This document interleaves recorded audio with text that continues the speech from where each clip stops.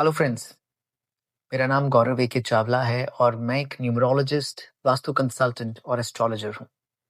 आज की वीडियो में हम बात करेंगे पेरेंट्स के लिए।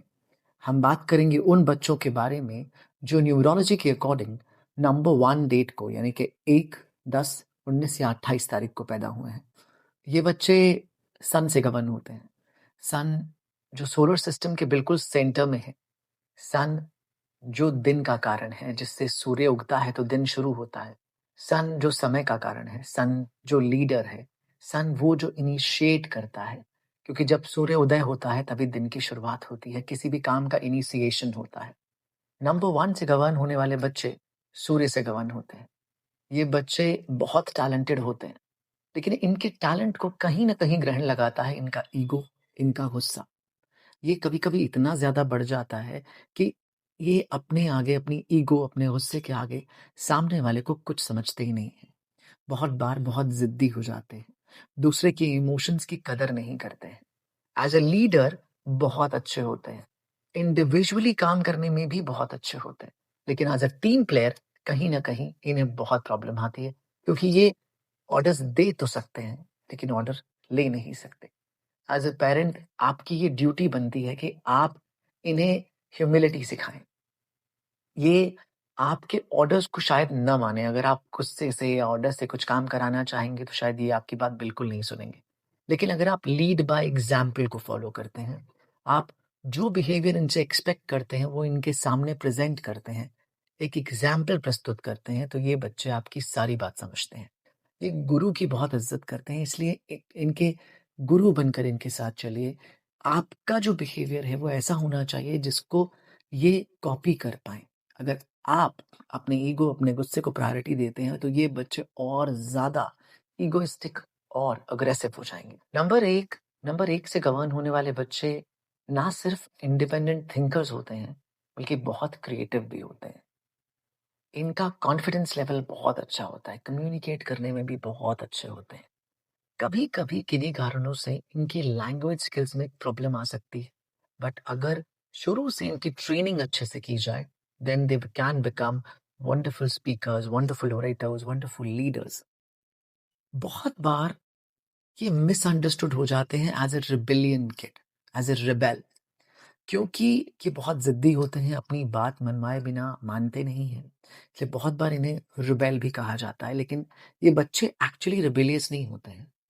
ये बच्चे सिर्फ ज़िद्दी होते हैं, जिनकी ज़िद को अगर सही तरीके से चैनलाइज़ कर दिया जाए, इनकी एनर्जी को अगर सही तरीके से मोल्ड कर दिया जाए, सही डायरेक्शन दे दी जाए, they can do anything and everything. हमारी लाइफ में आप देखेंगे बहुत सारे नंबर 1 से गवर्न होने वाले लोग, दुनिया के बहुत बड़े-बड़े लोग बने हैं, जिनमें मुकेश अंबानी जी हैं, जिनमें धीरूभाई अंबानी थे, जिसमें रतन टाटा जी थे, माइक्रोसॉफ्ट के प्रेज़िडेंट बिल गेट्स। ये सब लोग वो हैं जो नंबर 1 से रूल होते हैं, यानी कि सूर्य। सूर्य की उत्पत्ति ही लीडर बनने के लिए हुई है। नंबर 1 को पैदा हुए बच्चे लीडरशिप में बहुत अच्छे होते हैं। इन्हें पॉजिटिव रीइंफोर्समेंट अगर आप देंगे, यानी कि लीड बाय एग्जांपल, इनको हर छोटी अच्छी बात पे एप्रिसिएशन करिए। इन्हें अप्रिशिएट करेंगे, ये उस चीज़ को बड़े अच्छे से लेते हैं।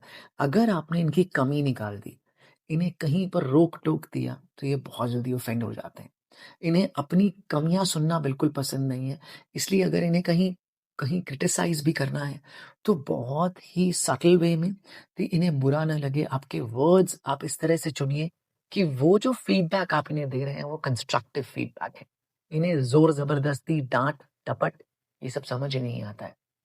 किसी भी तरह की हार्श पनिशमेंट अगर आप इन्हें देंगे, तो ये आपके खिलाफ खड़े हो जाएँगे। एक और वैल्यू जो आपको एज़ अ पेरेंट इनमें इनकलकेट करनी है वो है ह्यूमिलिटी एंड ह्यूमैनिटी। ये लोग अपने काम पर कभी-कभी इतने ज़्यादा फ़ोकस्ड हो जाते हैं जब ये बड़े होते हैं, कि ये दूसरों की फीलिंग्स की कदर भी नहीं करते हैं।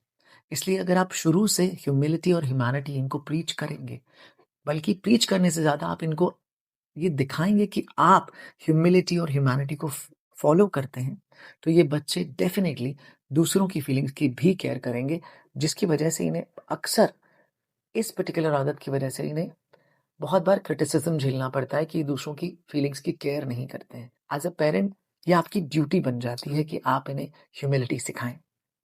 इनके छोटे-छोटे एफर्ट्स को प्रेज़ ज़रूर करिएगा। ये बच्चे अगर कहीं भी कुछ भी अच्छा करते हैं, तो ये एक्सपेक्ट करते हैं कि सामने वाला उसे नोटिस करके हमें अप्रिशिएट करे। आप इन छोटी-छोटी चीज़ों को अप्रिशिएट करके उनके अंदर एक पॉजिटिव कैरेक्टर को डेवलप कर सकते हैं। एक लाइफ लेसन जो एज़ अ पेरेंट आपको अपने बच्चे को हमेशा देना चाहिए, अगर वो बच्चा 1, 10, 19 या 28 तारीख को पैदा हुआ है, वो है that you have to lead your life by heart, not by ego. इन्हें अपनी ज़िंदगी अपने दिल से जीनी चाहिए, अपनी ईगो से नहीं। अपनी ईगो को साइड में रख के अगर ये अपनी लाइफ में आगे चलते हैं, then they can be world leaders. They can do wonderful things in their life. They can achieve anything that they want.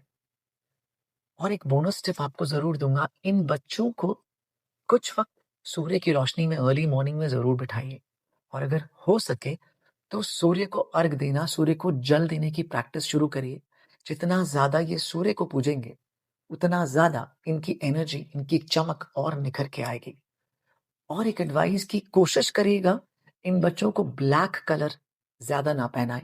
Black colour से थोड़ा दूर रखें ताकि इनकी एनर्जी और ज़्यादा पॉज़िटिव होके निखरे। हर हर महादेव! अगले वीडियो में हम बात करेंगे उन बच्चों के बारे में जो गवर्न होते हैं नंबर 2 यानी चंद्रमा से।